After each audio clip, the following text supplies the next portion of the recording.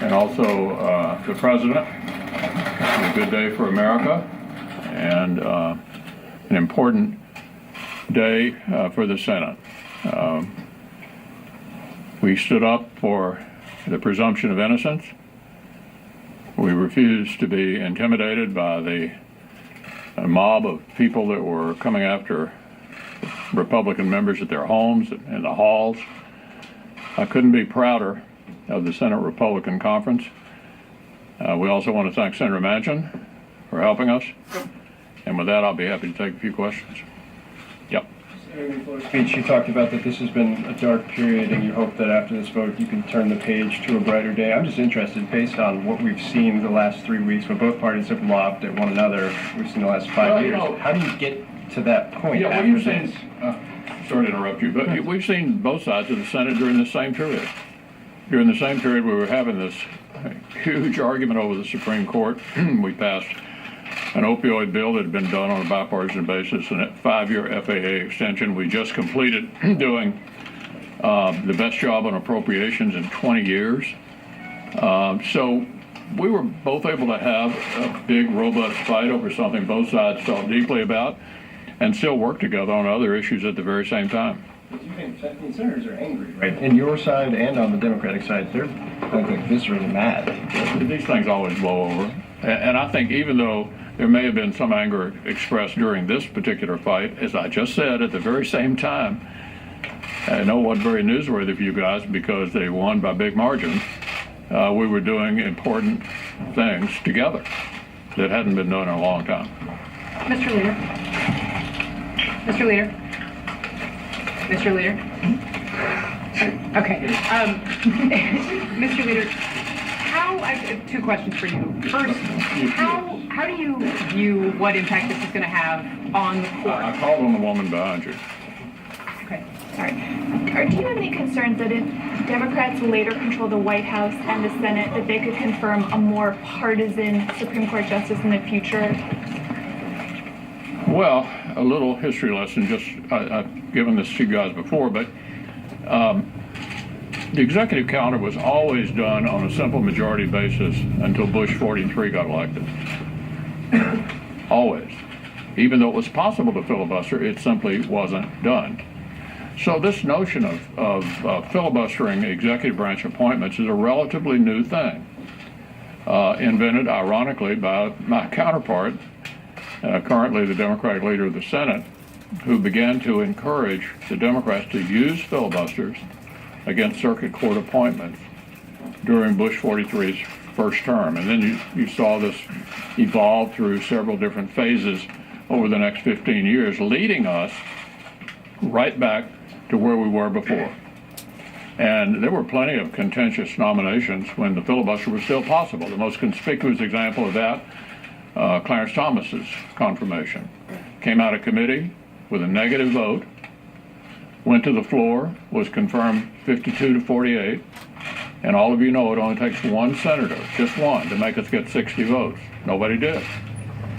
So we are simply back to dealing with the executive calendar on a simple majority basis as we did for 230 years or so down to Bush. And I don't think, this is going to, it'll advantage the other side at some point, as it always did down through history.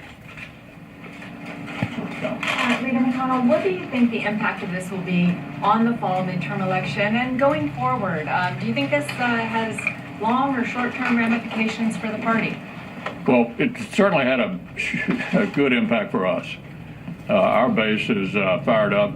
We finally discovered the one thing that would fire up the Republican base, and we didn't think of it. The other side did it. The tactics that have been employed both by Judiciary Committee Democratic senators and by the virtual mob that's assaulted all of us in the course of this process has turned our base on fire. I was talking to 2 of my political advisors yesterday about the advantage that these guys, by their tactics, have given to us going into these red state competitive races. And we're pretty excited. They managed to deliver the only thing we had not been able to figure out how to do, which was to get our folks fired up. The other side is obviously fired up. They have been all year. And do you think there's any long-term ramifications in the way the women view the party, and women that are here in the halls saying they've had these situations You they mean want? women like Senator Collins and Senator Fisher and Senator Hyde-Smith and Senator Ernst? This was about treating someone fairly. This was about evidence being relevant, not about unsubstantiated charges. Cheryl? Senator, you've heard several of your colleagues say that the country needs to heal, the Senate needs to heal. Do you think that the country and the Senate need to heal after this? And so what are you going to do to make that happen? Well, I just finished reading John Meacham's latest book, which is kind of a trip through American history and some of the more challenging periods we've had. This is nowhere near as challenging as some of the experiences we've had in the past throughout our history. The Senate and the country will get past this. We always do. The geniuses who put together this Constitution knew what they were doing, and we've had plenty of low points in our history, and I think this is nowhere near the lowest points we've experienced. The McCarthy era, the rise of the Klan in the 20s after Woodrow Wilson premiered Birth of a Nation in the White House. We've had some other low points. We always get past them. You mentioned Senator Collins. Democrats are now saying that she is their top target for 2020. What can you say about the levels? It's not top priority, too. Senator Lindsey Graham had an interesting statement the other day where he said, citing the Merrick Garland standard, he himself would not consider a Supreme Court nominee once the 2020 presidential primaries have begun. Will you take the same pledge? Now, look, let's talk about 2016. I'm glad you brought it up. You'd have to go back to 1888 to find the last time a Senate controlled by a different party than the president filled a vacancy created during a presidential election year. I knew full well, based upon what Joe Biden had volunteered in 1992 and Chuck Schumer and Harry Reid had volunteered in 2007, that who controls the Senate when you have a vacancy that close to the election makes a big difference. There's not a doubt in anybody's mind here, I'm sure, that if the shoe was on the other foot in 2016, and there'd been a Republican president making a nomination to a Democratic Senate, it wouldn't have been filled. So we'll see what it looks like in 2020. First, do we have a vacancy? Second, who's in charge of the Senate? So now not closing the possibility. If there was another vacancy, say if Ruth Bader Ginsburg were to leave the court, would you encourage the president to put another conservative judge in that seat? Of course. One more, leader. Mr. Leader, how do you view this in the context of your legacy? I was just wondering, will you try to encourage more of the female Republican women to join the Judiciary Committee after all of this? That's a really good question. We've encouraged several of our women senators to go on the committee, and I intend to do that again at the beginning of the next session. Their particular priorities have not, there's been no effort to avoid it. I've tried to encourage them to do it, obviously without success, and we'd love to have one of our women senators on Judiciary, and hopefully that'll be the case next year. Thanks a lot.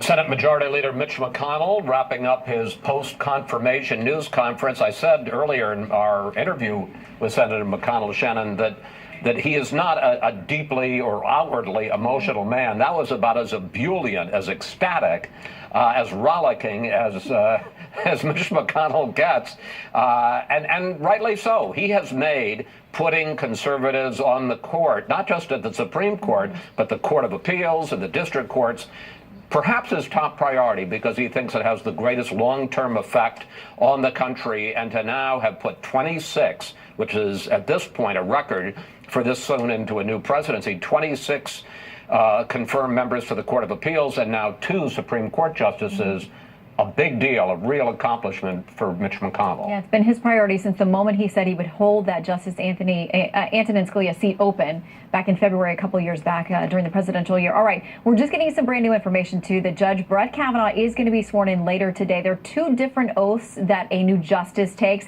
So one will be administered by Chief Justice John Roberts, the other by retired Associate Justice Anthony Kennedy. And you may remember that Judge Kavanaugh actually clerked for Judge Kennedy along with Justice Gorsuch. Both of them clerked together at the same time there. So that's where we are today. That'll happen today because there's a lot of work waiting for him. And they say they, quote, want him to get to work immediately on that. No time for celebrations. He's got to read court briefs, right? I mean, they're hearing cases next week. Yeah, they are, starting on Tuesday. Okay, so let's go now to the White House. Let's check in with the White House correspondent, John Roberts, from the North Lawn there.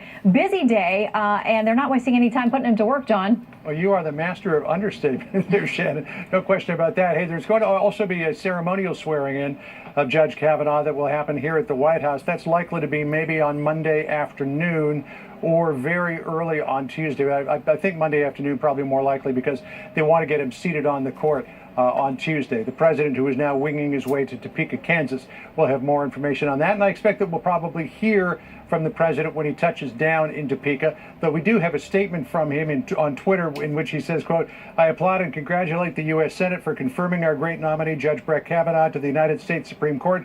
Later today, I will sign his commission of appointment, and he will be officially sworn in." Very exciting. Now, the president is going to a political rally tonight in Topeka that is for Chris Kobach, who's running for governor there, and Steve Watkins, who's running for Congress.